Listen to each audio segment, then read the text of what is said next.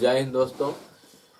पिछले वीडियो में आपको बता दिए कि धन विधेयक, वित्त विधेयक और किस प्रकार से विधेयक भारत में बनता है और इस विधेयक को पॉकेट वीटो संसद किस प्रकार करते हैं जो विधेयक को रोक भी सकते हैं।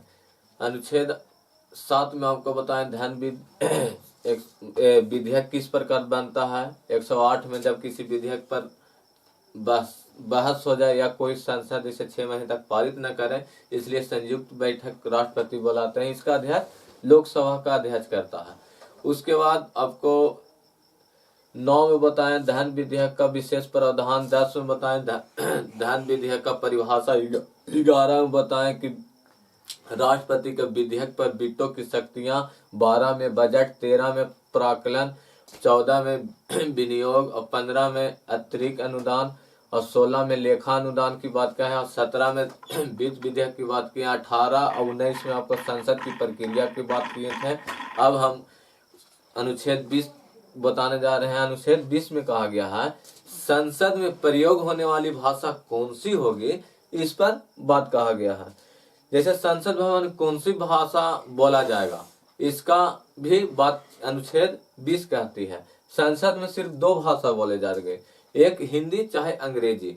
यदि आप क्षेत्राधिकार जो अपना ग्रामीण भाषा जिस क्षेत्र में रह रहे हैं वह भाषा बोलना चाहते हैं, लोकसभा में आपको उस पर लिए निर्णय लिया जाएगा लोकसभा में अध्यक्ष से कि हम यह भाषा बोलना चाहते हैं, मगही बोले चाहे तेलुगु बोले चाहे तमिल बोले, हम अपना क्षेत्राधिकारी भाषा बोल सकते हैं। या आप राज्यसभा में सभापति से निर्णय ले सकते हैं कि हम ये भाषा बोलना चाहते हैं, हमको हिंदी चाहे अंग्रेजी नहीं आ रहा, हमें कन्नड़ या तमिल या मलयालम भाषा बोलना चाहते हैं या संस्कृत बोलना चाहते हैं, हम ये भाषा। अगर सभापति कह देता है राज्यसभा का और लोकसभा का अध्यक्ष कह देते हैं अपने अपने सदन में कि हाँ आप यह शब्द यूज कर सकते हैं, तब वहां पे आप भाषा का इस्तेमाल कर सकते हैं, अन्यथा आप नहीं कर सकते हैं। इसलिए अनुच्छेद 20 कहता है कि संसद में किस प्रकार की 2 बोली का छूट दिया गया है, एक हिंदी और एक अंग्रेजी। अगर आपको हिंदी या अंग्रेजी बढ़िया नहीं आता है तब क्षेत्राधिकार भाषा भी बोल सकते हैं। इसके लिए आपको अनुमति लोकसभा में अध्यक्ष से लेना पड़ेगा और राज्यसभा में सभापति से लेना पड़ेगा कि हम यह भाषा का यूज करना चाहते हैं। यदि वह लोकसभा का अध्यक्ष कहते हैं कि हाँ आप बोल सकते हैं, तब आप वो भाषा बोल सकते हैं, अन्यथा आप नहीं बोल सकते हैं, क्योंकि वह लोकसभा का सर्वोसर्वा अध्यक्ष ही होता है और राज्यसभा में सभापति होता है जो सर्वोसर्वा होता है। जो कहेगा वही सुनना ही आपको पड़ेगा। यहाँ तक कि जो लोकसभा के जो प्रधानमंत्री नरेंद्र मोदी अभी वर्तमान में है, अगर अध्यक्ष हुआ कह देंगे मोदी जी को कि आप बैठ जाइए, अब नहीं तो आप यह सदन से आप बाहर जाइए, तो उनको जाना ही पड़ेगा, क्योंकि वह लोकसभा का सर्वशक्तिमान जो जिसके पास पावर है वह अध्यक्ष के पास ही होता है। इस प्रकार प्रधानमंत्री के भी से ज्यादा पावर लोकसभा में अध्यक्ष का ही होता है। इसके बाद हम आपको अनुच्छेद 21 की बात करते हैं कि संसद जो है जजों के आचरण पर सवाल नहीं उठा सकता है। 21 में कि जज कितना बजे न्यायालय जा रहे हैं कि अब्सेंट मार रहे हैं, उसके लिए आप उस जज पर सवाल नहीं उठा सकते हैं। कोई भी संसद किसी भी जज पर वह सवाल नहीं उठा सकते हैं।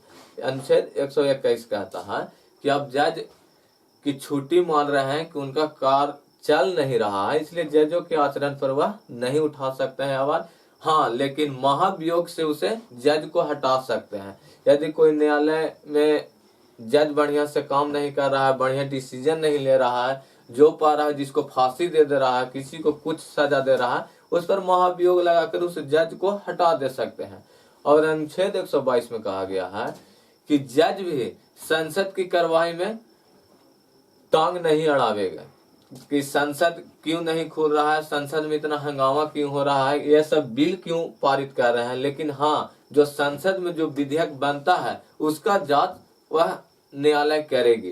क्यों, इससे पहले एक लाए थे नरेंद्र मोदी एक विधेयक, जजों को नियुक्ति करने का डिसीजन प्रधानमंत्री और 2 मंत्री और ये सब करके लाए थे, जिसके वह न्यायालय ने इसे रद्द कर दिया था।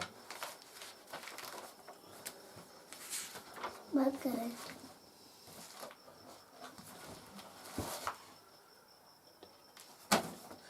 राष्ट्रपति जो 99 संविधान संशोधन सन 2015 में लाए थे कि राष्ट्रीय न्यायाधीश नियुक्ति आयोग, इसमें कहते हैं कि एक पीएम होगा, 2 कानून मंत्री होगा, 2 जज होंगे और एक समाज की प्रतिनिधि व्यक्ति होंगे जिसके बारे में सामाजिक लोकचारिता जानते होंगे। लेकिन जब यह जज के पास यह विधेयक गया तो जज इनका सारा खेल समझ गया, बोला कि यह अपने ही आदमी को जज बना देंगे तो यह तो जो भी कांड करेंगे, जो भी घोटाला करेंगे, अब जब तो वह नियुक्ति किया है इस प्रकार वह तो क्लियर हो जाएंगे कि इसे माफ हो जाएगा। इसलिए वह विधेयक को जज ने फाड़ दिया, कहा कि यह संवैधानिक दृष्टि से ठीक नहीं है। इसलिए जज का इतना पावर है कि वह कोई भी विधेयक को खत्म कर सकता है। और यह कई प्रकार के, इंदिरा गांधी के समय भी ऐसा हुआ था कि जज ने नियुक्ति किया था कि जो भी डिसीजन लेगा, किसी भी कैदी को सजा सुनाना होगा तो वह, इंदिरा गांधी प्रधानमंत्री थे, वह कह देंगे तो वह सारा केस माफ होगा। लेकिन उसे कहें कि यह संविधान के उल्लंघन है, इसलिए उससे भी फाड़ दिया गया था। इस प्रकार अभी वर्तमान में नरेंद्र मोदी को जानिए कि राष्ट्रीय न्यायाधीश नियुक्ति आयोग लाए थे। और 123 में है राष्ट्रपति के अध्यादेश। जब आपको हम बताएं कि जब सत्र नहीं चलता है, जब संसद में कोई सत्र नहीं चलता, उस बीच में अगर कोई कानून बनाना है तो उसमें राष्ट्रपति कानून बनाएंगे। राष्ट्रपति कानून इस बनाते हैं कि सत्र नहीं चालू है, क्योंकि अभी फरवरी से मई तक चला, जिसको में सत्र में कोई काम नहीं हुआ, सभी को अपने क्षेत्र में चल गए। उस समय कानून बनाने की बात आता है। कानून जब बनाने की बात आता है तो उस समय वह अपने मन से राष्ट्रपति अपना एक कानून लाते हैं। जैसे कृषि विभाग के लिए, किसान के लिए लाए थे विधेयक, वह एक अध्यादेश है। यह अध्यादेश 6 महीने तक भारत में लागू रहता है। यदि 6 महीने के अंदर सत्र चालू हो गया, जैसे बजट सत्र हो, चाहे शीतकालीन सत्र हो या मानसून सत्र हो, वो बीच में अगर वह विधेयक पारित कर देता है दोनों सदन, तो वह कानून बन जाता है। यदि वह नहीं पारित होता, सत्र चालू हो गया, तो 6 हफ्ता या 42 दिन के अंदर में ऑटोमेटिक वह सत्र समाप्त हो जाएगा। यह सत्र जो भी अध्यादेश लाते हैं तो यह राष्ट्रपति अपने मन से जितने बार भी अध्यादेश ला सकते हैं, और राष्ट्रपति को जरूरी नहीं कि एक अध्यादेश लाएंगे, वह जितना पाएंगे उतना अध्यादेश लाएंगे। लेकिन हाँ, अध्यादेश जब लाएंगे तो उसका कानूनी जांच भी किया जाएगा कि आप जो भी अध्यादेश ला रहे हैं वह सही है या गलत। इसके बाद अनुच्छेद 123, इसके बाद आपको सुप्रीम कोर्ट चालू होगा अनुच्छेद 124 से। इसके अगले वीडियो में आपसे बताएंगे कि सर्वोच्च न्यायालय और उच्च न्यायालय की बात किया जाएगा। अनुच्छेद 124 अगले वीडियो में आपको बताया जाएगा।